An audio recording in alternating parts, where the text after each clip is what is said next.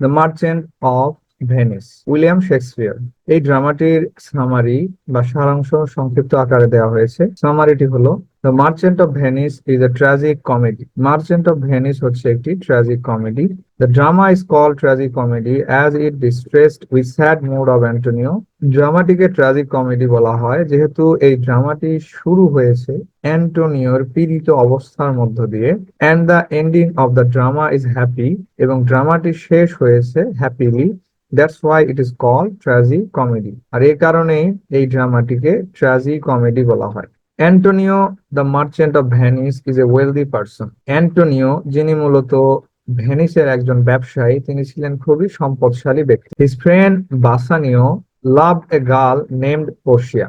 তার বন্ধু, অ্যান্টোনিওর বন্ধু বাসানিও একজন মেয়েকে ভালোবাসতো যার নাম ছিল Portia. To propose Portia and get marry with her, পোর্শিয়াকে প্রপোজ করতে এবং তাকে বিয়ে করতে Bassanio needed a handsome amount of money. বাসানিওর প্রচুর পরিমাণ টাকার প্রয়োজন ছিল। When Bassanio asked for the money from Antonio, যখন বাসানিও অ্যান্টোনিওকে টাকার জন্য বলেছিল বা অ্যান্টোনিওর থেকে টাকা নিতে চেয়েছিল, he was inform that all the ships of Antonio sank in the sea. যেহেতু অ্যান্টোনিও ছিলেন একজন ব্যবসায়ী, মূলত পণ্য আমদানি রপ্তানির ব্যবসা ছিল জাহাজে করে, আর সেই জন্য সে বলেছিল যে তার সকল জাহাজ সমুদ্রে আছে। So বাসানিও borrowed money from Shylock on the credit of Antonio। আর এ কারণেই, যেহেতু অ্যান্টোনিও বাসানিওকে বলেছিল তার জাহাজগুলো কিনারায় নোঙর করলে, আর মূলত এই জন্যই বাসানিও অ্যান্টোনিওকে জামিন রেখে শাইলকের কাছ থেকে টাকা ধার নিয়েছিল। Shylock is a Jew and he lends money with high interest. Shylock ছিলেন একজন ইহুদি, যিনি মূলত চড়া সুদে টাকা ধার দিতেন বা লেনদেন করতেন। But he made a deal with Antonio that Shylock would take a pound of flesh if Antonio failed to repay the money। কিন্তু শাইলক সে অ্যান্টোনিওর সাথে একটি চুক্তি করেছিল, যদি অ্যান্টোনিও সময় মতো টাকা পরিশোধ করতে না পারে তাহলে সে অ্যান্টোনিওর বডি থেকে 1 পাউন্ড গোস্ত কেটে নেবে। In Belmont Portia was the beautiful and rich women. বেলমন্ডে পোর্শিয়া ছিলেন একজন সুন্দরী এবং ধনাঢ্য মহিলা। Many suitors wanted to get her marry, অনেক সুইটার্স তাকে বিয়ে করতে চাইতো। But her father advised her before death, কিন্তু পোর্শিয়ার পিতা মৃত্যুর পূর্বে তাকে এই উপদেশ দিয়ে গিয়েছিল যে she should go through A cascade trial before choosing a husband. একজন স্বামী নির্বাচন করার পূর্বে অবশ্যই তাকে ক্যাসকেড ট্রায়ালের মধ্যে দিয়েই নির্বাচন করতে হবে। Many princess of different countries visited Portia but fail to solve the riddle of cascade. অনেক রাজ্য বা দেশ থেকে প্রিন্স তাকে দেখতে আসতো এবং তারা এই ক্যাসকেটের যে ধাঁধাটি ছিল সেইটা সলভ করতে ব্যর্থ হতো।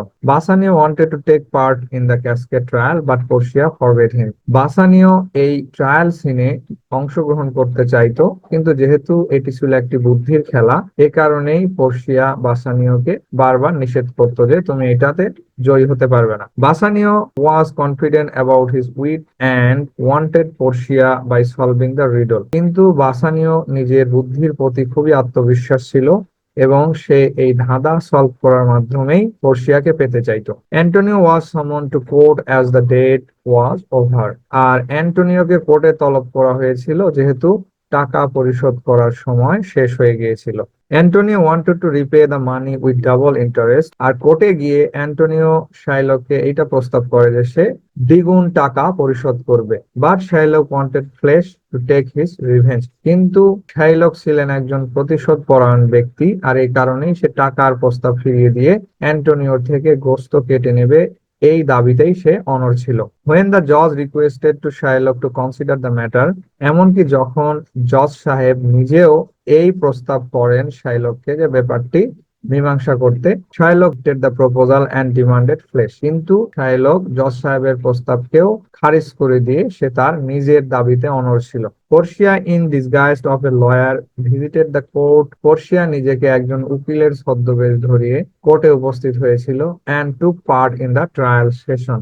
এবং এই ট্রায়াল সেশনে সে অংশগ্রহণ করেছিল। Portia says intelligently that Shylock will not shed a drop of blood while cutting the flesh. পোর্সিয়া তার বুদ্ধি খাটিয়ে কোর্টে এইটা যুক্তি রেখেছিল যে শাইলক অ্যান্টোনিওর বডি থেকে গোশত কেটে নিতে পারবে, কিন্তু কোনো প্রকার রক্তপাত ছাড়া। আর যেহেতু এটা একেবারেই অসম্ভব ছিল, এ কারণেই at this point Shylock was helpless. এই সময়ে বা এই যুক্তির পক্ষে শাইলক একদম নিরুপায় ছিল। And wanted to take the money back, এবং নিরুপায় হয়ে সে টাকা ফিরে নেওয়ার প্রস্তাবে রাজি হয়েছিল। বাট জজ declared verdict that Shylock would give portion of money to his daughter. কিন্তু জজ সাহেব এইটা রায় দিয়ে দেয় যে শাইলক কি করবে, তার সম্পদের কিছু অংশ তার মেয়েকে দিয়ে দেবে, and the rest of the money would be confiscated, এবং তার বাকি যে অর্থ ছিল সেগুলো বাজেয়াপ্ত করা হবে। In addition Shylock would be transform into a Christian, এবং শেষে গিয়ে শাইলক খ্রিস্টান ধর্মে দীক্ষিত হবে।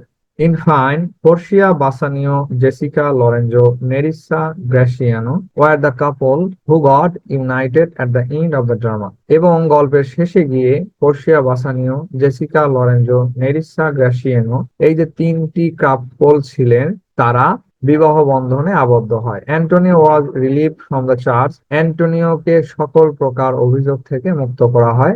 At last, everyone was happy in their personal life. এবং পরিশেষে গিয়ে সকল ব্যক্তিরাই তাদের ব্যক্তিগত জীবনে সুখী হয়। There are several important part in the drama and that are, এই ড্রামাটিতে অনেকগুলো গুরুত্বপূর্ণ অংশ রয়েছে বা অ্যাক্ট রয়েছে, সেগুলো হচ্ছে bond episode, cascade episode, trial episode, ring episode.